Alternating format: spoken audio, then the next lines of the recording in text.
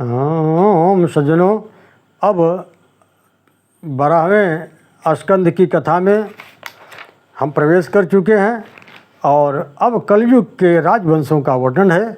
आइए चलते हैं कथा की तरफ। राजा परीक्षित ने पूछा, भगवान श्री कृष्ण जब अपने परम धाम को पधार गए तब इस पृथ्वी पर किस राजवंश का राज्य हुआ?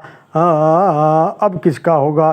कृपा करके आप मुझे बतलाइए। श्री सुखदेव जी कहते हैं, परीक्षित, मैंने तुम्हें 9वें स्कंद के 12वें अध्याय में बताया था कि जरासंध के पिता बृहद्रथ के वंश में रिपुंजय अंतिम राजा होगा। उसके मंत्री ही उसे मारकर अपने पुत्र प्रद्योत को राज सिंहासन में बैठा देगा एवं इस वंश के 5 नरपति 129 वर्ष तक पृथ्वी का उपभोग करेंगे। इसके पश्चात शिशुनाग नाम का राजा होगा। इस वंश के 10 राजा 360 वर्ष तक पृथ्वी पर राज करेंगे।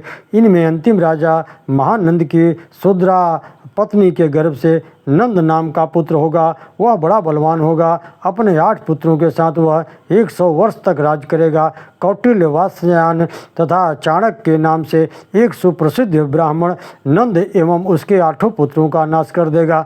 फिर वही ब्राह्मण चंद्रगुप्त मौर्य को राज पर पद पर अभिषिक्त कर देगा। चंद्रगुप्त का पुत्र बिंबिसार, उसका अशोकवर्धन और उसका पुत्र सुयस का पुत्र संगत और संगत का पुत्र सालिशुक और सालसुक का पुत्र सोम शर्मा और सोम शर्मा का पुत्र सतधन्वा तथा सतधन्वा का पुत्र बृहद्रथ। ये मौर्य वंश के नरपति 133 वर्ष तक राज करेंगे। बृहद्रथ का सेनापति ही अपने स्वामी को मारकर स्वयं राज सिंहासन पर बैठ जाएगा। इस वंश के 10 नरपति 112 वर्ष तक राज करेंगे। इस वंश के अंतिम राजा देवभूति को मारकर उसका मंत्री कर्णवंशी राज्य करेगा। इस वंश के 4 नरपति 345 वर्ष तक राज करेंगे। इस वंश के अंतिम राजा सुशर्मा को उसका मंत्री बलि उसे मारकर कुछ समय तक राज करेगा। इसके बाद उसका भाई कृष्ण राजा होगा एवं इस वंश के 30 राजा 456 वर्ष तक राज करेंगे। इसके बाद अववृत नगरी के 7 अमीर, 10 गर्दभी और 16 कंक पृथ्वी का राज करेंगे, परंतु वे सभी लोभी होंगे। इसके पश्चात 8 यवन और 14 तुर्क राज्य करेंगे। इसके बाद 10 और 11 मौन नरपति होंगे। मौनों के अतिरिक्त ये सब बस 1000 से 99 वर्ष तक पृथ्वी का भोग भोगेंगे और मौने 300 वर्ष तक पृथ्वी का शासन करेंगे। जब उनका कार्यकाल समाप्त हो जाएगा तब किला नाम की नगरी में भूतनंदन नाम का राजा होगा। इस वंश के नरपति 106 वर्षों तक राज करेंगे। इसके पश्चात पुष्यमित्र नामक क्षत्रिय, उसके पुत्र दुर्मित्र का शासन होगा। इनके बाद मगध देश का राजा होगा विश्वस्फूर्ति। यह दुष्ट ब्राह्मण क्षत्रिय और वैश्यों का नाश करके शूद्रों की रक्षा करेगा। परीक्षित, ज्यों ज्यों घोर कलयुग आता जाएगा त्यों त्यों सौराष्ट्र, अवंती, अमीर, सूर, अर्बुद और मालव देश के ब्राह्मण गण संस्कार शून्य हो जाएंगे तथा राजा लोग भी शूद्र तुल्य हो जाएंगे। सिंधु तट, चंद्रभागा तटवर्ती प्रदेश, कौंतीपुरी और कश्मीर क्षेत्र पर शूद्रों का संस्कार बढ़ जाएगा। ये सब के सब राजा प्रायः मिलेच्छ होंगे।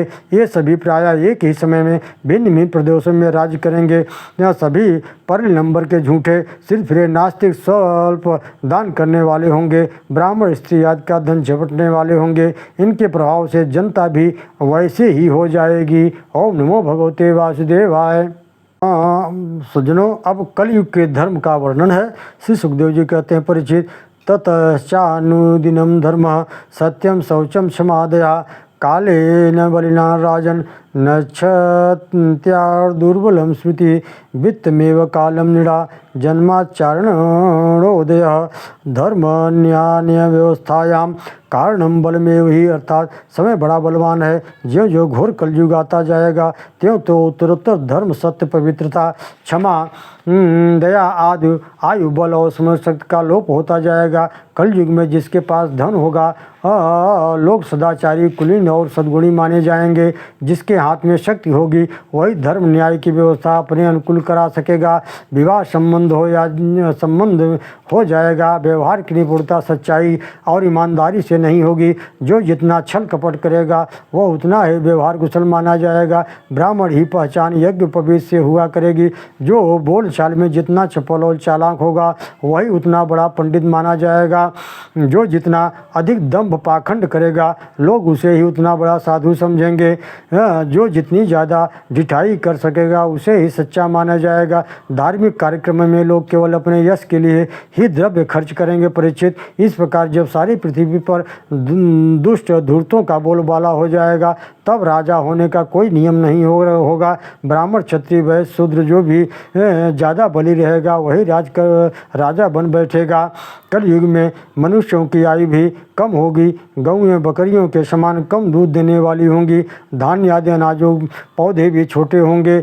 कभी अति वर्षा तो कभी बहुत सूखा पड़ने से जनजीवन परेशान रहेगा। परीक्षित, कलयुग का अंत होते होते जब मनुष्यों का व्यवहार स्वभाव पशुओं जैसा हो जाएगा तब संभल ग्राम मुख्य से ब्राह्मण से महात्मनः भवेन विष्णु यशः काल की प्रादुर्भवति वीक्षति अश्वमा सुघ मारुह्य देवदत्त जगतपति असिनाम साधु दमनष्टैर्य गुणान्वित। अर्थात उन दिनों संभल ग्राम में विष्णु यश नाम के एक श्रेष्ठ ब्राह्मण होंगे। उनका हृदय बड़ा उदार भगवत भक्ति से पूर्ण होगा। उन्हीं के घर कल की भगवान अवतार ग्रहण करेंगे। भगवान ही अष्ट सिद्धियों के और समस्त गुणों के एकमात्र आश्रय हैं।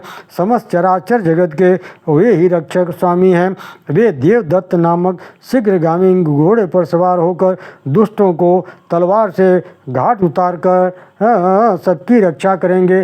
कलयुग की आयु देवताओं के अनुसार 1200 वर्ष की अथवा मनुष्यों की गणना के अनुसार 4,32,000 वर्ष की होगी। प्रिय परीक्षित, जब सब का संहार हो जाएगा तब नगर ग्राम और देश की जनता का हृदय निर्मल और पवित्र हो जाएगा। उनके हृदयों में भगवान वासुदेव विराजमान होंगे। संतानें पहले के भांति हिष्ट पृष्ट और बलवान होंगी। उसी समय सतयुग का प्रवेश प्रारंभ हो जाएगा।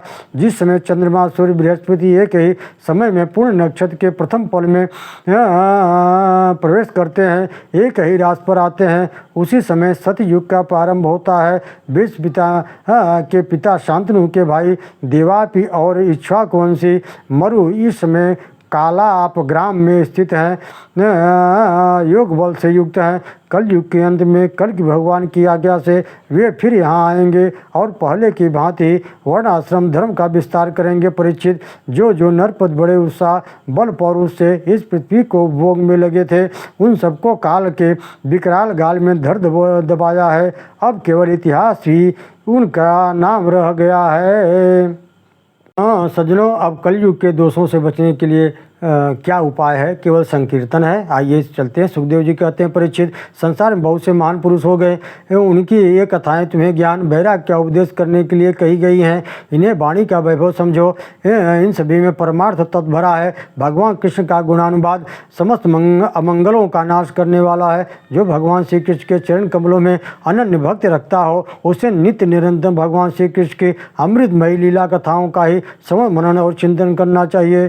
श्री सुखदेव जी कहते हैं, परीक्षित, सत्य युग में धर्म के 4 चरण होते हैं। सत्य, दया, धर्म और दान एवं बड़े दयालु और संतोषी होते हैं। धर्म के समान अधर्म के भी 4 चरण होते हैं। असत, असंतोष, हिंसा एवं कलह। त्रेता युग में धीरे धीरे इनके प्रभाव से धर्म आदि का चतुर्यांश ही कम हो जाता है। इस युग में मनुष्य प्रायः कर्मकांडी एवं यज्ञ प्राण होता है। द्वापर युग में धर्म और अधर्म प्रायः आधा ही रह जाता है। इस युग में लोग कर्मकांडी वेद पाठी यशस्वी होते हैं।